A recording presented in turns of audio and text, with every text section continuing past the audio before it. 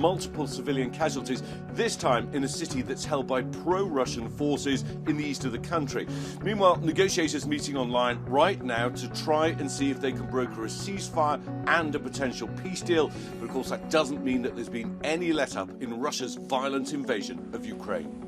The war in Ukraine spreading to the west of the country. Russian missiles striking a military base near the town of Yavoriv, around 10 miles from Poland, a US NATO ally. The strike killing at least 35 and wounding over 100. The US saying it's clear Russia is now broadening its attacks. Now, a senior US official telling ABC News that Russia has asked China for military support, something it says it's keeping a close eye on. Chinese officials dismissing the claim.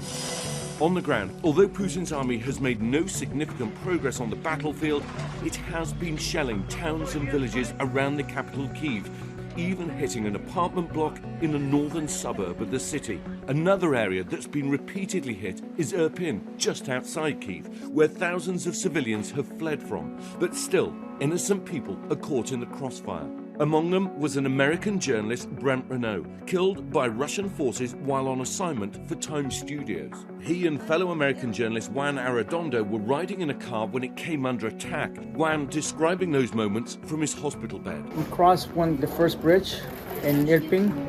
We're going to film other refugees leaving, and we got into a car. Somebody offered to take us to the other bridge, and we crossed a checkpoint, and they start shooting at us. So the driver turned around, and they kept shooting. It's two of us. My friend is Brent Renaud, and he's been shot. Time issuing a statement saying, "We're devastated by the loss. Our hearts are with all of Brent's loved ones. It's essential that journalists are able to safely cover this ongoing invasion and humanitarian crisis in Ukraine."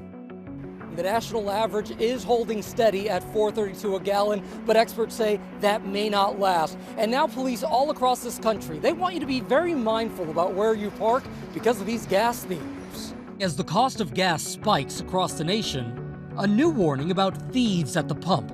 Take a look at this video. While it may look like nothing is happening here, the manager at a gas station in Houston says thieves are taking thousands of dollars worth of gas, 360 gallons per day for 3 days from the underground tank. The van drives on top of the fuel tank, and then that's all you see. No one comes out.